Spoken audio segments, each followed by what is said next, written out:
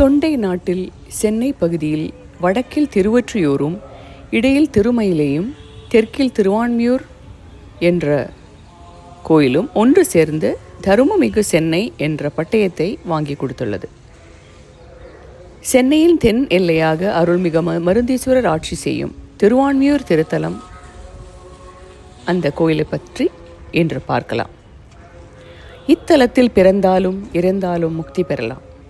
இத்தலத்தை கண்ணால் கண்டாலும் மனதார நினைத்தாலும் வீடு பேறு அடையலாம் என்று பழைய தலபுராணம் சொல்லுகிறது.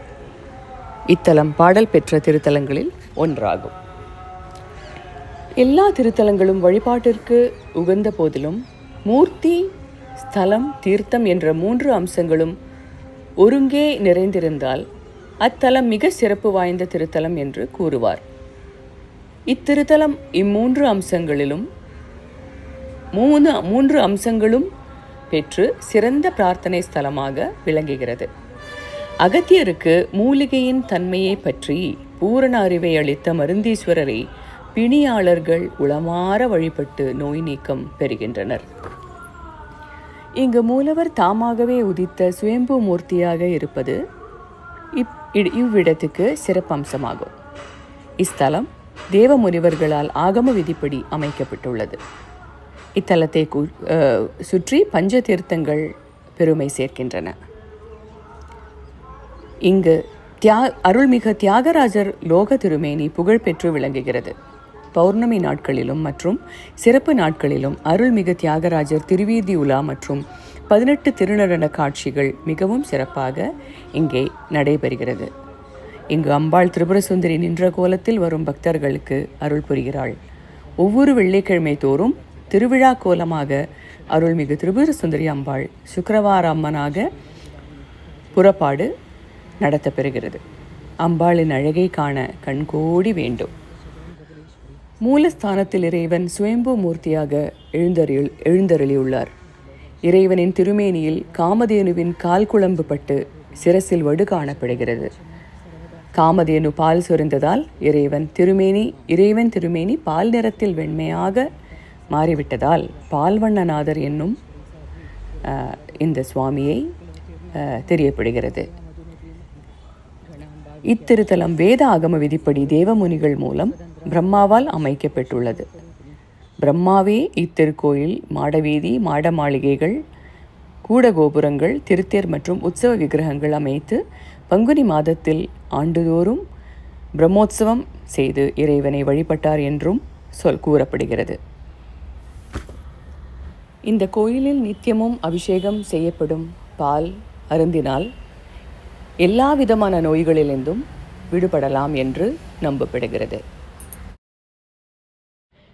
தேவாரம் பாடிய திருஞான சம்பந்தரும் திருநாவுக்கரசரும் இத்தலத்தின் மீது 3 பதிகங்களில் 32 பாடல்கள் பாடியுள்ளனர். அருணகிரிநாதர், பாம்பன் சுவாமிகள் மற்றும் 18ஆம் நூற்றாண்டை சேர்ந்த சமய பெரியோர்கள் பலர் இறைவனின் மகிமையை பற்றி சுவையுடன் பாடியுள்ளார். இந்த கோவில் மிகவும் பழமையான திருத்தலம். அதாவது கிபி 7ஆம் நூற்றாண்டிலேயே திருநாவுக்கரசர், திருஞான சம்பந்தர் போன்றோரால் பாடல் பெற்ற திருத்தலமாகும். மேலும் இத்தலம் புராண வழி நோக்குமிடத்து திருமால் பார்த்த சாரதி, வான்மீகி முனிவர் போன்றோர்களால் வழிபட்டமையால் மகாபாரத காலத்திலேயே இத்திருத்தலம் சிறப்புற்று விளங்கியது என்பதற்கு சான்றாகும். 10ஆம் நூற்றாண்டில் சோழர்கள் இத்தலத்திற்கு திருப்பணி செய்ததே தலத்தின் அம்மன் சந்நிதியில் கல்வெட்டுகளில் பதிக்கப்பட்டுள்ளதன் மூலம் அறிந்து கொள்ளலாம். மயிலாப்பூர், திருவல்லிக்கேணி, சைதாப்பேட்டை ஆகிய இடங்களில் இருக்கும் பழைய வாய்ந்த திருத்தலங்களில் இக்கோயிலுக்கு வழங்கப்பட்டுள்ள மானியங்கள் மற்றும் இத்தல மாண்பு ஆகியவை கூறப்பட்டுள்ளன. வான்மீகி முனிவரால் வழிபட பெற்றதால் வான்மீகிநாதர் என்ற பெயரும், காமதேனு தினமும் பாலாபிஷேகம் செய்து துதித்ததால் பால்வண்ணநாதர் என்ற திருநாமமும், உலகில் தோன்றியுள்ள நோய்களின் தன்மையையும் அவற்றை தீர்க்கக்கூடியன மூலிகைகளின் இயல்புகளையும் அகத்திய முனிவருக்கு உபதேசித்ததால் மருந்தீஸ்வரர், ஔஷதீஸ்வரர் ஆகிய பெயர்களும் உண்டாயின. 4 வேதங்கள் பூஜித்ததால் வேதபுரீஸ்வரர் என்ற பெயரும் ஏற்பட்டது. பார்க்கடலில் தோன்றிய அமுதத்தால் வானவர்கள் இவருக்கு அபிஷேகம் செய்து வழிபட்டதால் அமுதீஸ்வரர் என்ற பெயருடைய மருந்தீஸ்வரர் என்ற பெயர் நிலைத்தது. வான்மீகி ராமாயணம் என்ற காப்பியத்தை இயக்கி முடித்து திருப்பியும் தவம் செய்தபோது மார்க்கண்டேயரை சந்தித்து அவர் தென் திசை நோக்கி செல், புண்ணிய இடத்தில் நான் இங்கு இருக்கிறேன் என்ற அசரீரி ஒலி ஒன்று கேட்கும், அந்த இடத்தில் இறைவன் உனக்கு முக்தி பேறு கொடுப்பார் என்று கூறினார். அவ்வாறே தென் திசை நோக்கி வந்து கொண்டிருந்த போது கிழக்கு கடற்கரை ஓரத்தில் நான் இங்கிருக்கிறேன் என்ற ஒலி கேட்க ஒரு வன்னி மரத்தடியில் இறைவன் காட்சியளித்தார். அப்போது வான்மீகி முனிவர் இங்கு தங்கள் உமையம்மையோடு அமர்ந்து பக்தர்களுக்கு அருள் புரிய வேண்டும் என்றும் இத்தலம் அமைந்துள்ள இடம் என்னுடைய திருநாமத்திலேயே விளங்க வேண்டுமென்றும் வரம் கேட்க அவ்வாறே இறைவன் வரமளித்தார்.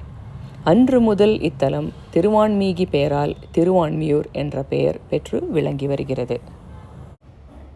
இத்திருக்கோயிலில் மாதந்தோறும் பிரதோஷம், கிருத்திகை, பௌர்ணமி, மாத சஷ்டி ஆகியவை சிறப்பாக கொண்டாடப்படுகின்றன.